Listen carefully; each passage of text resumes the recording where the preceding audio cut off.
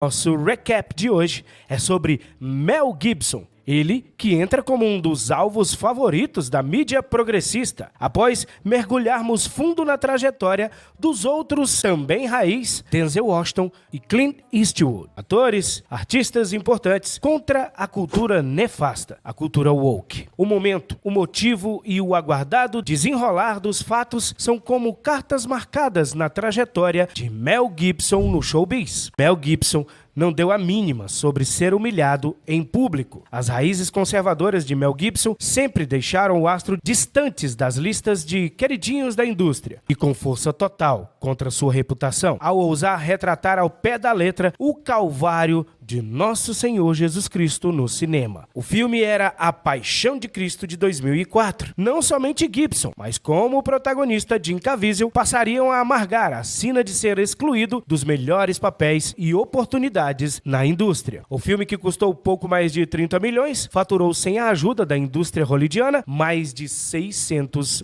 milhões de dólares. Sim, meus queridos heróis, ele triunfou com A Paixão de Cristo, mas os wokes não o deixariam em paz. A mesma sinceridade sobre a situação atual da cultura pop se transformou em um conselho para a parceria de longa data com Jim Caviezel, e os dois agora se preparam para retomar ao filme A Paixão de Cristo, A Ressurreição, que atualmente está em fase de produção. Mel Gibson, sobre o seu cancelamento, só prova ainda mais que Mel Gibson já era ostracizado há muito, mas há muito tempo pela indústria de Hollywood. Abre aspas para Jim Caviezel. Mel Gibson me alertou. Você tem certeza de que deseja fazer esse papel? Isso irá arruinar sua carreira, revelou Caviezel ao comentar sobre a hipótese de abraçar a vida de Cristo mais uma vez e enfrentar o submundo de Hollywood, que é notoriamente anticristão. Jim Caviezel, aliás, encarou mais um desafio ao lado de Gibson, que deixou o establishment atormentado. Eu estou falando sobre o longa policial chamado Som da Liberdade, que aborda o tráfico de crianças na América Latina. No caso, Mel Gibson é acreditado como produtor executivo da trama. Som da Liberdade é outro filme que custou bem menos do que arrecadou. Gastou cerca de 20 milhões de dólares e arrecadou quase 200 milhões de dólares na bilheteria mundial. A exibição do filme estremeceu os bastidores da fama, principalmente por ter sido lançado relativamente próximo do escândalo envolvendo o magnata Jeffrey Epstein. Vocês lembram?